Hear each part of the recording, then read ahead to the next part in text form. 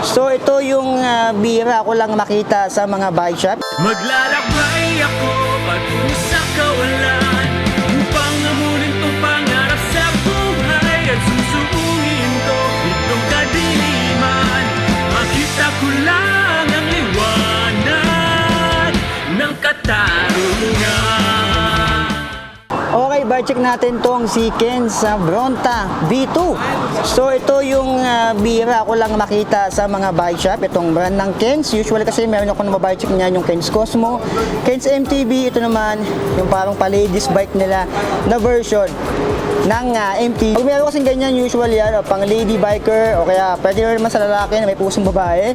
Or kung maliit lang kayo, ganito yung mga frame na dapat sa inyo. So yung ginamit dito na material sa frame ay alloy 60-61 na. Tubular yung kanyang down tube.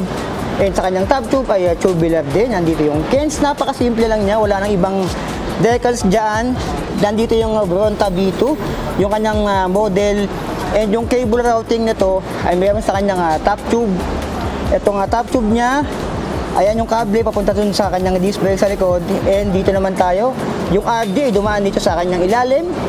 Ayan sa down tube, katagos dito sa ilalim. So yung frame nito ay 1 by specific lang. Kita nyo naman dito. Walang stopper doon. Ayan, wala rin pang side swing dito na butas. Ayan, wala rin pang top pull. Yung lagayan natin ng ulam, medyo nalibago ko dito. Diba usual lang dito, yung battle cage holder. Since maliit na yung space dito, hindi na nilagyan. Ayan, wala dito. Wala rin sa kanyang down tube and seat tube. Nandito, sa pinakailalim. Ayan, yung parang pang gravel. Usually kasi nakikita ko sa mga gravel frame ng mga nandito. Pero ito sa Ken's Bronta ay nasa ilalim. Ayan, yung dalawang butas dito. Yung FD, huwag nyo hanapin sa akin dahil ito ay naka 1 by specific lang yung kanyang frame. And ito naman yung 34 teeth, square taper, 170mm. Ito yung alloy na part.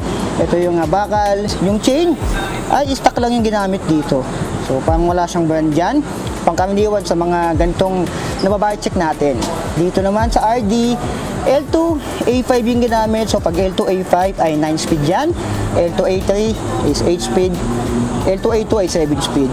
Dito ay 9 speed to. 1, 2, 3, 4, 5, 6, 7, 8, 9. 9 speed. Ang bilang nito, pinakamaliit ay 11. Yung pinakamalaki naman doon ay 32 teeth. And ito ay cassette na rin. And good thing, cassette naman yung ginamit dito. Yung hubs naman na ginamit dito ay Shengfu. Ayan, ganyan yung mga nabike check natin ng hubs. I think ito ay alloy na and ball bearing pa yung mga ganyan. Dito naman sa spokes, yung ginamit ay 32, yung bilang. Rims naman ito ay Ken's yung ginamit. Double wall alloy na rin yan. And yung gulong na hindi ka liligaw, Compass 27.5 by 2.10. Ayan. Ito yung 2.10. So yan yung 2.10 dyan sa likod. Naka-IS motor, international standard dito. Naka single piston lang yan. Hindi pa siya naka-QR pala dito. Ayan, kitang-kita dyan. Hindi pa siya QR. And meron siyang preview stand na kasama. Dito naman tayo sa kanyang seat post. Ito ay bakal pa siya. Kitang-kita nyo dyan. Malalaman nyo pag bakal kasi yung itsura ng ganyan ay bakal pa. Ken's na rin ginamit. Size 27.2. Ito yung nalolost na rin na upuan pag nagtagal-tagal. Dito naman, Ken's na rin yung upuan na ginamit. Dito, yung fork, alam nyo na bakal yung mga ganito. 80mm ang travel. Bakal to. And meron siyang manual lockout. Sa kabila, nandun yung preload. Dito naman tayo sa harap. Yung harap niya ay naka-quick release. Ayan. So, naka-QR dito sa harap. Yung kanyang gulong. And sa likod naman ay hindi siya naka-QR. Ito ay 32 spokes din. Double wall alloy din yung rim. Parehas lang yung size ng gulong, 27.5 by 2.10. And dito tayo sa kanyang stem. Parang papuntang langit, naka-positive. Positive din yata to. Ayan, papuntang langit na yung stem nito. And dito, headset ay Neko. Yung mga ganito daw ay ball bearing pa. Ayan, pusa, Neko. Ito namang handlebar niya, wala akong dalang magnet eh. Tingin ko yung mga ganito ay bakal pa. Dalawa lang yan. Dalawa lang naman niya kung bakal o alloy. Ayan. Medyo maliit lang. Nasa 720mm. Handle grips, meron siyang lock-on dito sa isa. Sa kabila wala. So naka-single lock-on lang yung kanyang handle grips. And yung kanyang hydro na ginamit ay RDR. Ayan. Yung kanyang shifter naman ay L2. A5 din. So, ayan. Si Kenz. So, yung timbang ito, pasensya na, hindi ko matitimbang.